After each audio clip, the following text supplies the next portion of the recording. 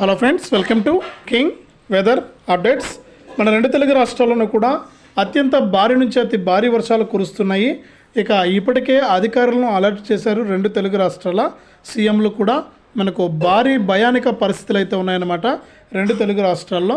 ఈ నేపథ్యంలోనే మనకు వర్షాలు అయితే కురుస్తున్నటువంటి నేపథ్యంలో ప్రజలు అప్రమత్తంగా ఉండాలని, ఇళ్ళ నుంచి బయటకు రావద్దని, ఇక స్కూళ్ళకు కూడా సెలవులు ఆదేశాలు జారీ చేస్తూ సెలవులు కూడా ప్రకటించారు. ఆ వివరాలన్నీ కూడా ఇప్పుడే మనం వీడియోలకైతే వెళ్ళి తెలుసుకుందాం. వీడియో చూస్తున్న ప్రతి ఒక్కరు కూడా ముందుగా వీడియోను చివరి వరకు చూడండి. ఇక చివరి వరకు చూడటమే కాకుండా తప్పకుండా వీడియోను అయితే మనకు లైక్ చేసి షేర్ చేయండి. ఇలాంటి అప్డేట్స్ని మీరు మిస్ అవ్వకూడదు అనుకుంటే తప్పనిసరిగా వీడియో కింద సబ్స్క్రైబ్ అనే బటన్ ఉంది, సబ్స్క్రైబ్ చేసుకుని పక్కనే వచ్చే గంట పైన నొక్కి మళ్ళీ వచ్చే ఆల్ అనే గంట పైన కూడా నొక్కండి. ఇక వివరాల్లోకి వెళ్తే, బంగాళాఖాతంలో ఏర్పడినటువంటి వాయుగుండం ఉత్తర ఆంధ్రప్రదేశ్, దక్షిణ ఒడిశా, కళింగపట్నం సమీపంలో మనకు తీరానైతే దాటిందనమాట.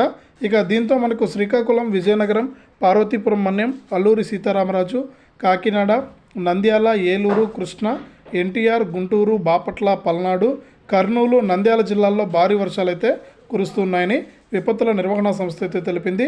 ఇక లోతట్టు తీర ప్రాంత ప్రజలు అప్రమత్తంగా ఉండాలని కూడా హెచ్చరిస్తోంది. ఇక ఈ జిల్లాలోని ప్రజలంతా కూడా అప్రమత్తంగా ఉండండి. మరీ ముఖ్యంగా లోతట్టు ప్రాంతాల్లో ఉన్నవారైతే చాలా జాగ్రత్తగా ఉండాలన్నమాట. ఇక తెలంగాణ విషయానికి వస్తే, మనకు తెలంగాణలో భారీ వర్షాలు అయితే తెలంగాణలో మరో 24 గంటల పాటు కూడా అత్యంత భారీ వర్షాలు కురుస్తాయని హైదరాబాద్ వాతావరణ కేంద్రం తెలిపింది. ఆదిలాబాదు, నిర్మల్, నిజామాబాదు, కామారెడ్డి, మహబూబ్ నగర్, నాగర్ కర్నూలు, వనపర్తి, నారాయణపేట, గద్వాల జిల్లాల్లో అత్యంత భారీ వర్షాలు పడతాయని రెడ్ అలర్ట్ కూడా జారీ చేసింది.